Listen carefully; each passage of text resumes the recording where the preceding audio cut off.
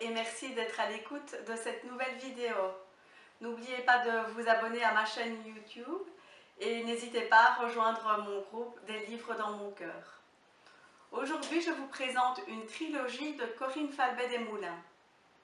Corinne Falbet-Desmoulins, je vous en ai déjà parlé, mais je vous en ai parlé quand sa trilogie n'était pas encore complète et que je n'avais pas encore son troisième roman. Et c'était une nécessité pour moi de compléter cette ancienne vidéo parce que cette trilogie est vraiment un coup de cœur pour moi.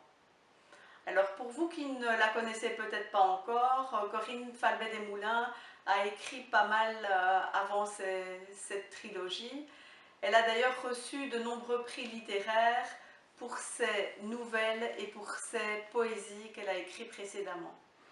Alors moi je ne suis pas du tout étonnée de ces récompenses parce que voilà, la plume de Corinne Falbet-Desmoulins est vraiment soignée, elle est superbe, c'est vraiment une écriture très très belle.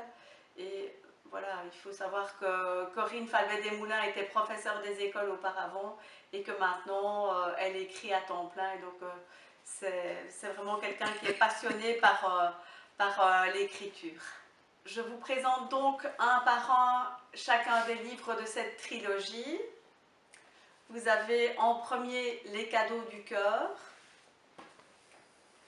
ensuite Le rêve des îles, et enfin Il faut toujours croire dans ses rêves d'enfant. Alors dans cette trilogie, en fait, Corinne Falbet-Desmoulins nous démontre qu'elle a vraiment l'art de l'intrigue et voilà, elle nous tient en haleine tout au long de cette trilogie, vraiment d'une façon magistrale. Et d'ailleurs, pour la petite histoire, cette trilogie a été finaliste du prix Femme Actuelle 2021.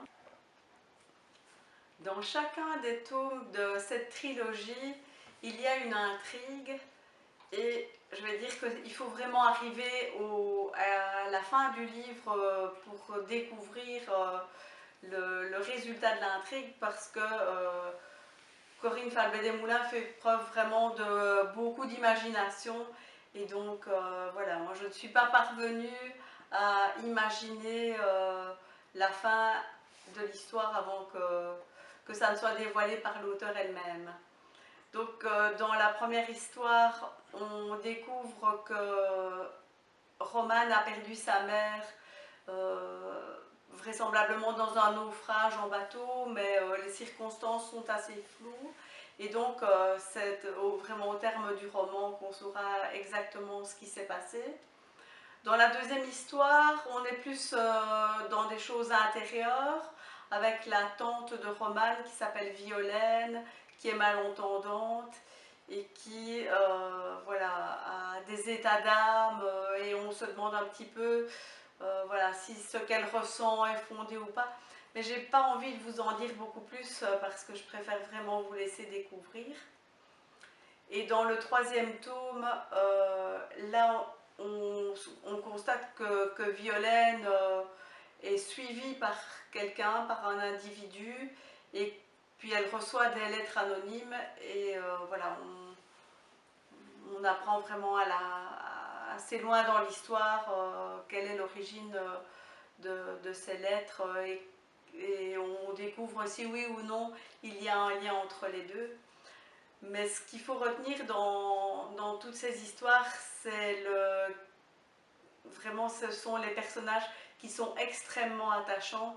Je ne vous cacherai pas que j'ai relu une deuxième fois cette trilogie et qu'en refermant le dernier des romans, eh bien j'avais un petit peu la larme à l'œil, un pincement au cœur et que même à la deuxième lecture, ça fait vraiment beaucoup d'effet.